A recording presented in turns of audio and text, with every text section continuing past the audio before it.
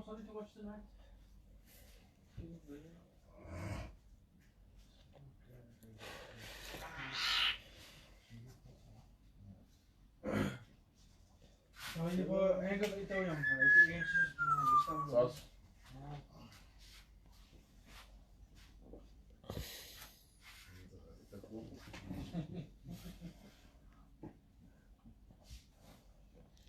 Good evening, ladies and gentlemen. I'm starting a bit early tonight because I can.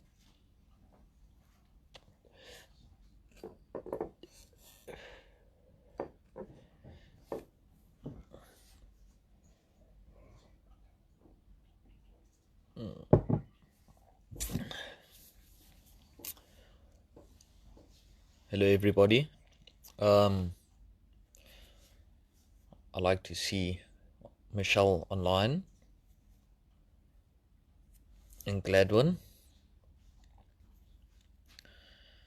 the RAEL members. Yeah, there we go. Now the followers are following. Yeah, I had a good day today. I hope everybody else did. I worked like hard. As you can see, I'm quite bags under my eyes. Hello, Cindy. How's it, Gladman? Hi, Michelle. Hello, Lee. Yeah, I'm not going to speak very long, but there are some topics that I can touch on. And a lot of people know my story already by the looks of things. But yeah, I want to speak about firstly on how good people are and the good people we meet when we start coming right in life, and how they affect our lives and how we affect other people's lives. Excuse me. Because when we come into recovery, we lose that bad way, that bad habit, and that bad way of living, because we're obviously not using anymore. So, like everybody here has only seen the good side of me. Hello, Auntie Wendy. Everybody is, most of the people have only seen the good side of me. They haven't seen the side of me that's drugged up and doesn't really care about anything and just goes with the flow, you know. But there are some people here that have. And yeah, I'm nearly 5.5 years clean now. What a journey it's been. It hasn't been difficult at all. When people say recovery is difficult, I disagree. Because recovery is not difficult, man. It's much easier in a life of drugging and worrying and scuttling and looking over your shoulders. And I'm sure any recovering addict here can agree with me. And living a life of sobriety is, it's rewarding. It's very, very rewarding. Not only financially, but physically and spiritually. It's rewarding in every aspect. Like, obviously everybody has their down times in life. If you're in recovery or not, you're obviously gonna have tough times. But if you weigh up, it's actually, hello Auntie Vanessa, it's actually much better, obviously. Because firstly, I'm not waking up in the mornings feeling like crap. I feel much better in the mornings, which is a bonus. I don't have to beg anymore. I don't have to ask people I don't have to lie anymore. I don't have to do anything that's detrimental to my life. Because I don't actually. I just don't. I live a clean, good life now. With a lekker support structure. A clean, good life. And I'm sure a lot of people here can agree with me that when you're in recovery, especially like I was speaking to Angus earlier on, who is 1 year tomorrow, I'm very proud of him. He, not to take his inventory, but he was sober for a liquor time, then he relapsed, and then he came back. And I'm going to call him later on to say a few words, because, what he's achieved, what he's achieved in his 1 year it's amazing, man. And what goals he's set for himself, like what goals I set for myself, man, and I accomplished my goals. And that's beautiful. It's actually very, very beautiful, because when you see a man, like, especially after being a few years sober, and you see somebody come in who is broken, man, broken, physically, financially, spiritually, every aspect, he's broken. And now you watch him grow day by day. How you watch him almost like a flower that blossoms. But that flower came in as dead. And now you give it water, and you water your flower, and you water your flower, and you water your flower, and now it slowly gets a green leaf, and then another green leaf, and then a pod, and then that pod starts to open after a time. And then you start to get some color in your flower. And now that flower is blooming. Now we got to carry on watering that flower. We got to carry on feeding that flower nutrients. And once that flower was hard, extremely hard, to get it growing again, to get it blooming again. But the roots are always there. Your roots are always there. They just get a bit dried out. and yeah, I can say, I see a lot of guys, and I see a lot of guys that fall also, because they've stopped watering their flower. Me, I haven't stopped watering my flower. I'll carry on watering my flower till the day I die, because I don't want my flower to die. I should become a bloody poet.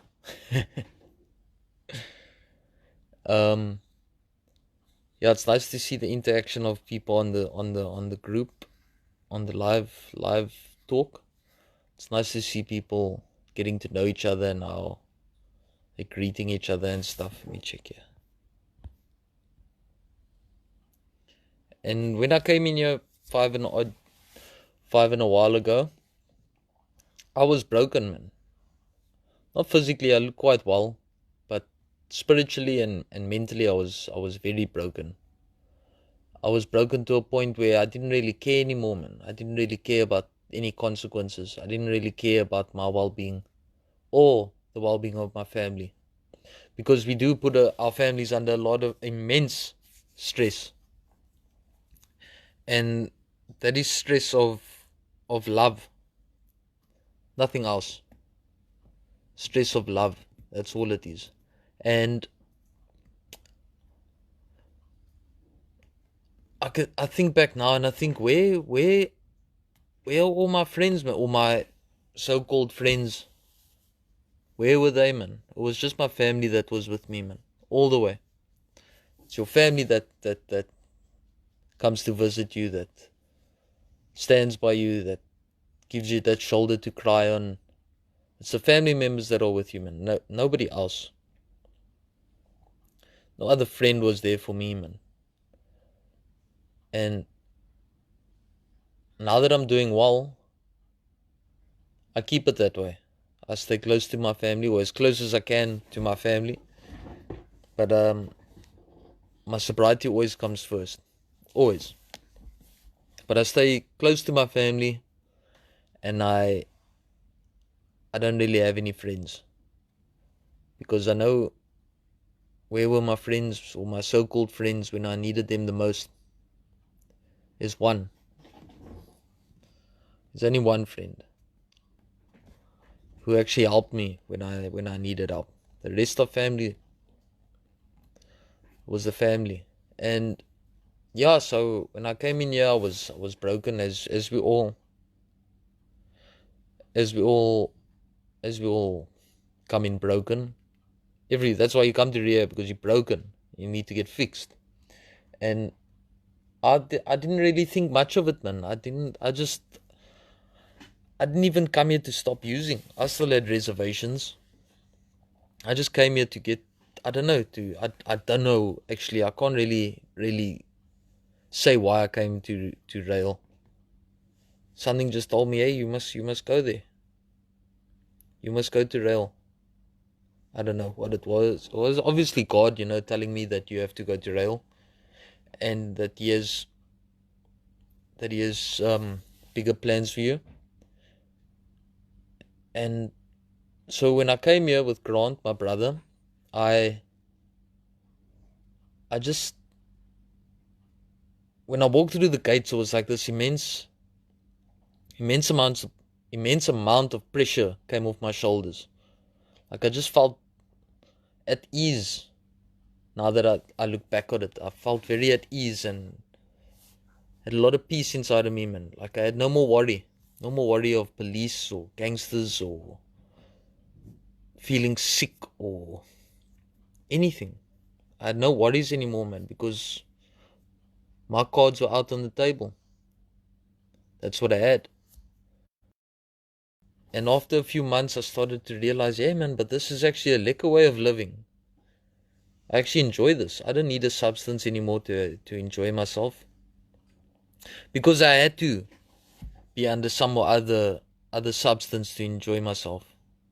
Clutchy. Yeah, I had to be under some or other substance to fit in, to enjoy myself, to feel what I thought was normal. And it took me a while to realize that I don't need these things, man.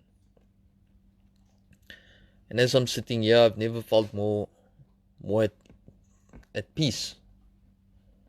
And yeah, I've also struggled in recovery, but not as much as what I've had a good feeling inside of myself. A feeling of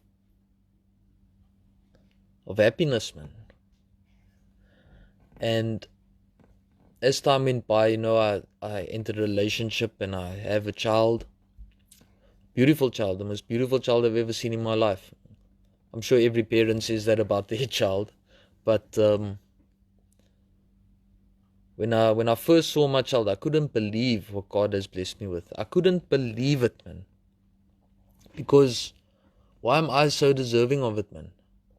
Why am I put so many people through so much stress?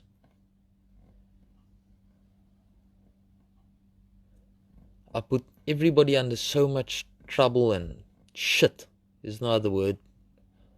I put myself, you do such bad things, man. But God,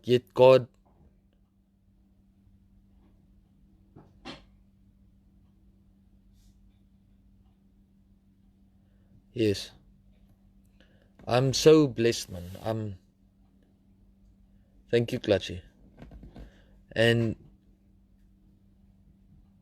what more do I have to live for now, man? Like I got my family, I got my daughter, now I don't get me wrong here. I maybe said that wrong. I got a lot to live for. I got a lot to live for. But if you guys understand what I'm saying, that is so true. He always comes through for us, and He's always there with us, man. And now that I look back, I think to myself, yes, so man, you've done so much wrong in your life, man. You don't, yeah. Why am I so blessed, man? In all aspects, like I said earlier on, in every single, I don't short anything in life, man. So it's hard to explain, but maybe somebody else can explain it, man. Why God is so good to me after putting my family through so much shit, after putting myself through so much shit, and after hurting people, man. Hurting so many different people, making people's lives so difficult. Just to put a substance inside of my body. I started at a young age. I started drugs at a very young age, and I kept it up for very long. But obviously you reach a stage where you just don't care anymore. But yeah, like I said, I'm very blessed today. I'm extremely blessed. And there's a lot of people I can thank for it. First, I always thank Nettie, my cousin. I'll always thank her first, because without her, I wouldn't be where I am today. I got, obviously but she, how can I say, she's the one that I wouldn't say convinced me, but she's the one that put the step in front of me to take that first step. That is, love you truly. Yeah, Nettie is definitely my, yeah, she's the one that put that stepping stone for me. She's the one that placed that first stepping stone and that did all the arrangements and stuff. And that was only out of love, man. Because she knew the person I was when I was sober. She knew that I wasn't that bad person, man. And my whole family knows me like that, but I think they were just so disappointed. I didn't even know what ran through Nettie's head to help me out. And the whole family. But yeah, like I said, she was the one that put that step there for me. Thank God I took that step. A lot of us don't take that step. But obviously, at that time, which felt like yesterday. Honestly, now that I look back, it feels like yesterday that I walked into the house and Nettie was sitting by the computer there, and obviously I looked like crap. And I can't remember, I was still in the Zulu Blues then, but we obviously spoke about me going to RAEL, which should have happened years before that, before 2015. But yeah, it is what it is, and I'm glad it worked out the way it worked out, because I learned a lot in life. Yeah, I thank God for her a lot, I pray for her constantly. I don't thank her enough. Love Nettie. I don't thank her enough, but she knows, she sees it in my actions, man. And that's what it's about. Like, I don't say sorry to anybody.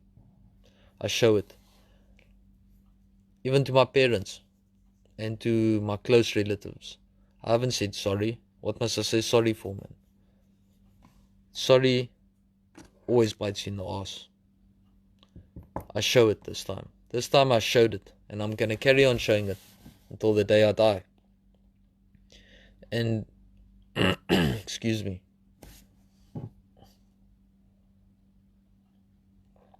And they can see it in my actions. Obviously, I'm not perfect, and I'm still cuck naughty, but at least I got my priorities straight, and I'm not using drugs at all. It's a good feeling, man. It's a good feeling knowing that you've been dead sober after 5.5 years. It's a beautiful feeling. And not many people get that, because they stop watering the plant. And after like 3 years, you start feeling really good. I was speaking to Angie early on about it. I told him, after like 3 years, you start feeling really, really good about yourself and like how you've accomplished this. And then after 5 years, it starts becoming a lifestyle. It starts becoming a way of living. That each year from here on is just a good year, man. It's just the year you've accomplished. You don't think about using drugs anymore. Like I don't even recall ever having a craving. Like, I don't know what it feels like anymore. I don't want to, because I don't want it in my body anymore, and I don't want it anymore, man. So I'm going to stay out of the areas, and I'm going to stop mixing with the people that potentially can lead me to use again. Not maybe directly, but myself. It's a difficult thing when you got to hide from yourself, because you can't. When you got to hide from yourself, because my biggest enemy was myself. And I think most of our biggest enemies are ourselves. But my biggest enemy was myself. Like they always said, don't mix with the bad person. Me, I was that bad person. But how can you not mix with yourself? And I was extremely manipulative. And I was so blinded. Like I had fish scales over my eyes. And I thought nobody knew I was the Karuk. Meanwhile, everybody knows, man. People aren't stupid. And that's what I thought, man. I thought everybody was stupid and that they can't see that I'm bloody stoned or that I'm high. Most of the time. I know a lot of times I got away with it.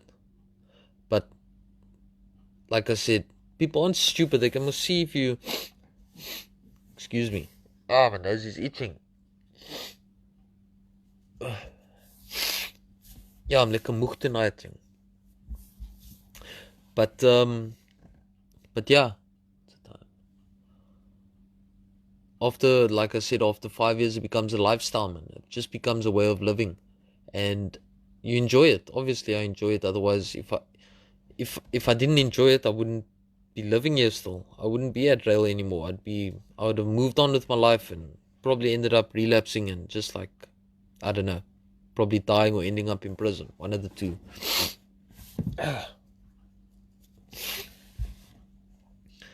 And that's why I prefer to stay here. Rubbish. That's yeah, I was more in the lines of like white trash. But yeah, when we all become rubbish, man. I don't say that badly, but yes, I need to sneeze. Oh. Excuse me. We all become rubbish. But that doesn't make us a bad person. Not one of us are bad people. I'm not a bad person, man. I was a sick person. Excuse me. I was a very sick person. And when somebody's sick, they need to medicate. And the only way I could get the proper medication was coming to RAEL. But you only realize that once a year. You only realize that's the medication that's going to work. And yeah, now I look back and I think to myself, yeah, what a far way you have come, Graeme. What a far way you have come. And I appreciate it so much. I don't always say it, but I appreciate the people who have helped me so much. And obviously Mr. Hall's helped me the most. You know, he's been with me every step of the way. He's helped me in... I think without that man, I would be dead right now. Because we can actually go a bit further than that. If an addict didn't have to... Like I say, if David, Mr. Hall's nephew, didn't kill himself, RAEL wouldn't have started, man. So it was death that comes life. What needed to happen is somebody needed to kill themselves, man, in order for thousands and hundreds of thousands of people to get life again, man. And a lot of people, even me, we take that for granted, man. I take that for granted. I take David's life for granted. And he had to sacrifice his life without him even knowing, man. Maybe he's looking down on us now. And he's thinking, oh, Anthony, you've done a good job. And saved so many people's lives. Saved so many people from feeling the way he felt. But it's taken life. It's taken death, for life to get born again, man. Because me, I was reborn. I was a dead person, man. I was walking dead. I still had life in me, but I was dead. I'm alive now. And I think so many people can what's the word I'm looking for? Can agree with me. That we are alive now, man. We are alive. I'm not dead anymore. I'm gonna call Angie in a minute and let him speak with me for a bit. Because he's also alive now, man. And yes, I can't believe the feelings he must be feeling now. Because I know what it feels like. It's a great feeling. Celebrating 1 year of recovery is a beautiful feeling. So it's a feeling of accomplishment. Because we don't want to let ourselves down. But yet there's something that we just can't stop doing, and that is drugs. We just can't stop it, man. We don't know why. We don't know why this thing has us why it has this hook on around us. But we do break through eventually. We do break through. Like I've broken through, and like many of others have broken through. Oh, Angie. It's my brothers. But yeah, like I actually got immense amount of gratitude running through me tonight, man, because I'm thinking of like where I come from. And my past is my past, man. That doesn't matter. I just work on my future now, which is difficult. But life is not easy for us, man. For anybody, we all get it difficult, man. And I got to think of looking after myself and my family now. And as we all know, the current state of the Republic of South Africa is not that great at the moment, but I believe it will get great again, man. It must. There's a lot of good people in this country. There's a lot of good people. And not necessarily rich good people. You don't need to have money to be a nice person. Some of the nicest people I've ever met in my life are the poorest people I've ever met.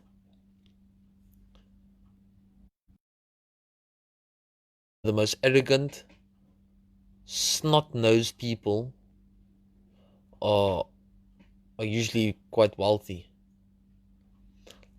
And then you obviously, like the other day, I met this woman and someone looked at me up and down like I'm some scumbag. And that's your biggest mistake you can do to me, is check me out like I'm some bloody trash bag. I'll cup your total miss for the rest of your living life.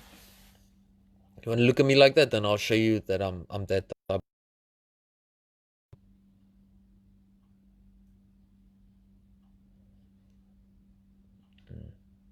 So true. DJ is awesome. Oh, Angus got new glasses today.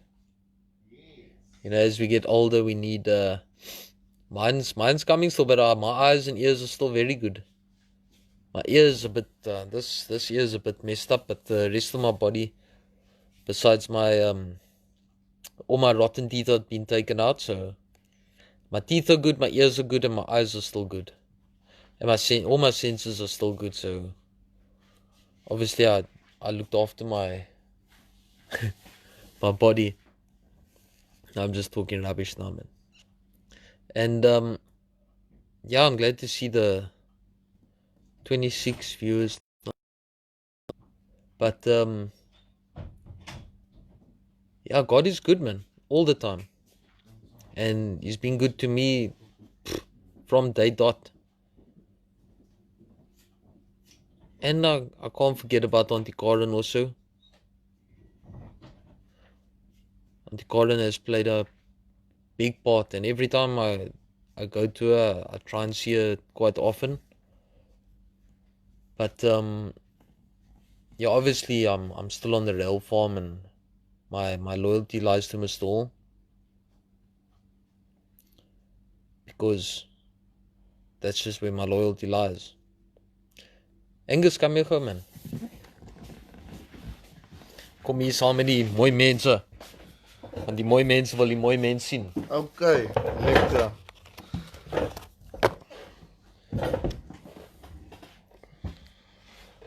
Good evening, everyone. Hope you had a lovely Monday.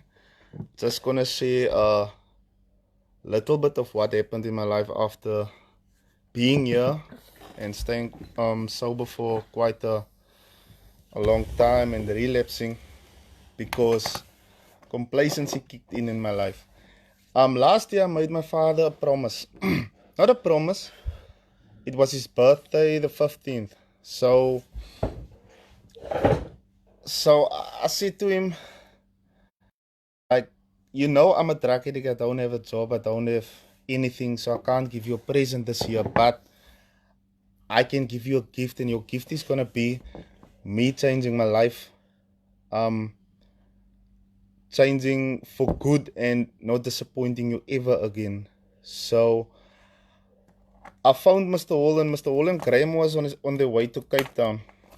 And Mr. Hall is a person that gives you chances and chances, and then at some time he gets quite tired because he does a lot for us. And Graeme told him, Mr. Hall, pick up the phone, because he didn't want to pick up the phone. So we picked up the phone and I asked him, can I come back, Mr. Hall? I really need you now in my life, and thank you for all the comments. Really appreciate it. So I asked him, can I come back? And he said, on one condition, if you come today, then you can come. If you're thinking about coming tomorrow, please don't come to my farm. So I did. And the way my life has changed in this year is, like Graeme said, I still can't believe it. I'm still trying to cope with everything that's happening. Two beautiful people, besides now my mother and father, their support I always had, and my brother as well, is Dr. Rihanna and Mr. Hall. They supported me from the beginning. Me with Mr. Hall last year, so I will never forget that as well. And those two people gave me meaning again for my life, as well as the leadership here. That I come a long way with, like Graeme and Mr. Sula as well. I know him for a year and a bit now. But firstly, I want to touch on Mr. Hall and Dr. Rihanna. They gave me meaning again to live. They supported me. Dr. Rihanna sponsored me fully for my course. I finished last Friday with my course. I'm qualified now. I was nothing before I came in here. I was nothing. I didn't have nothing behind my name. I didn't have pluck for life anymore. And those two people gave their everything. And they still does. They still do. They still try to do the best they can for me, and as well for any other addict. But Dr. Rihanna as well took an interest in me by seeing me feeding Mr. Hall's mother. And she said, why don't we try this? Why don't you get something behind your life? But she saw a passion as well in what I did. And I didn't let anyone down. I was saying to myself that this I'm going to take with both hands. I'm going to grab this opportunity and make the best of it. And I did. I got a very good report. I kept RAEL's. I have so much respect that I'm so grateful for everything Mr. Hall does for me. Even when my eyes are bad, I was sitting in his mother's room, and my phone went off, and he said, that's a gift for you. Go get your glasses. That's the type of person he is. He surprises you in ways that you can't imagine. And tonight I'm so grateful. I don't have words for what God has also done in my life. Working through Mr. Hall and Dr. Rihanna, and as well as my friends, I can call them my friends now, Graeme, Mr. Sula, as well Carl. We live together, and let me tell you something. If you live with these guys, and you eat with these guys, and you sleep with these guys at night, and you will stay sober, because the energy that they have for recovery and as well for life is amazing. I don't think I will ever relapse. I've lost the desire, even though it's a year. I've been through this a few years ago, and I know where I'm gonna fall if I don't do what I'm supposed to do. I don't know. I will know exactly when I become complacent, and I won't do that mistake again. So tonight I'm just grateful. I don't know how to explain to you how I feel, but I feel amazing. Not just for the fact that I'm 1 year sober tomorrow, but for the fact that I have something behind my name, and I'm taking this opportunity really with both hands. This time I'm not turning back and becoming the person that I was before. This time I want to see what God can do in my life, because He made a promise to me, and He said, if you're willing to change, I will help you change. And the promises that Mr. Hall made me, he kept. every promise. And that's at this point is the most amazing man I've ever met in my life, that does this for other people. I love him. Mr. Sula, miss you as well. I need your energy. You better come home, because your energy it gives me that trip of the day that I like.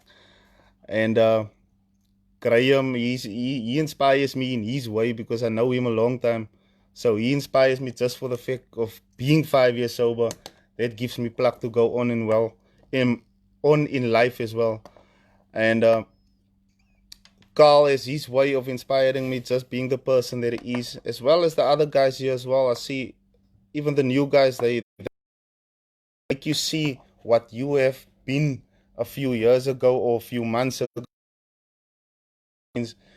Because when you see them also change, like Graeme said, blossom, like the flower you explained, that's what I want to stay like this.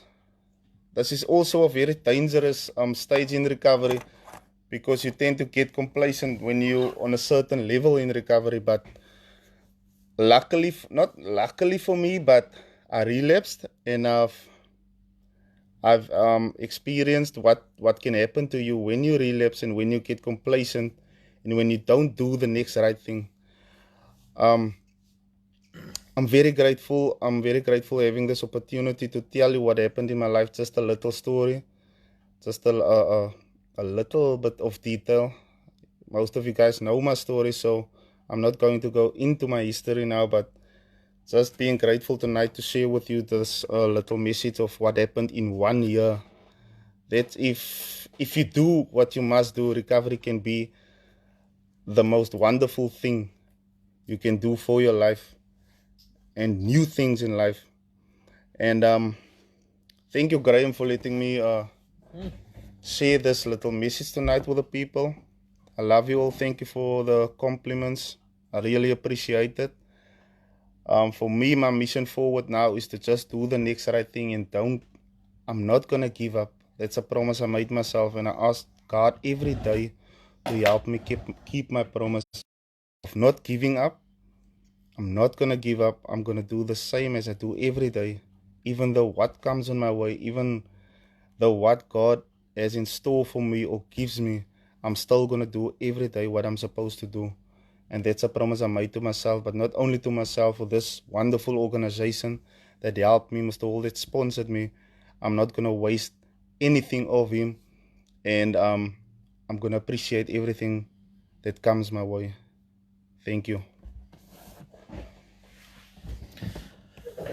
Yeah, it's always hearing other guys speak from their point of view, and I'm also inspired by a lot of people, especially Angus and a lot of guys that take the bull by the horns, man, and that appreciate what they got.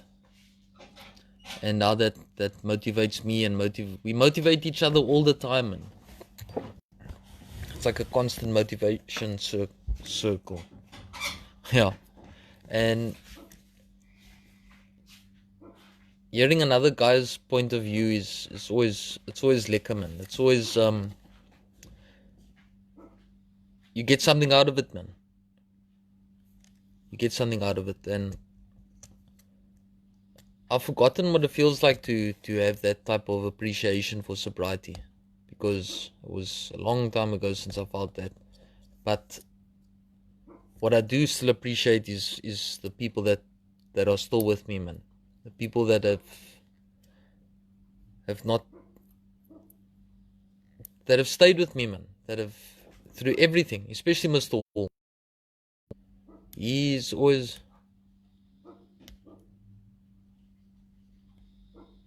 no, my brother. My ears have been messed up long before I had the golf. But yeah, like I said, Mr. Hall is yes, so I don't know of a better man than that, man. Of a better, he will run through walls for addicts. I've seen it over and over and over. I've come in here over and over and over. But we all know these things, man. Yeah. So that's that's me for the night, ladies and gentlemen. I hope, I'm still sober and I'm still doing very well. I miss my girlfriend very much and I miss my daughter very much, but I have to do what I can to live a better future, to have a better future. And I know sometimes it's difficult for them, it's difficult for me too, but that's just one of the things we have to do. One of the things I have to do. And I'm going to carry on doing it. The bigger picture will be, the painting will eventually be finished, man. But for now, it's still a work in progress. Me, I didn't come here because I ate too many Smarties, you know what I mean? Like, I came here because I had a serious problem. And I didn't know how to fix it. I smoked drugs. I used to like not feeling. I used to like smoking and carrying on like a mad thing. But, yeah, I was a sick person. But now I'm almost like, don't get me wrong, it's almost like HIV. If you don't take your antiretrovirals, you're going to get very sick. So, yeah, you'll always have the virus, but you can control it. You can control it and you can live a life perfect with still having that virus in you. Me, I always have that problem of being an addict. Or I didn't really like to label myself as addict, but yeah, it is what it is, and that's just the word that is being used. Excuse me. Hey. And I'm taking my meds, man. I'm taking my meds to stay sober. And I'll carry on taking them because I want to live. I don't want to die anymore, man. I don't want to slowly rot away. I just want to get better and better and better every day. And yeah, I'm sure a lot of people also want to. And I hope my message has fallen on fertile ground.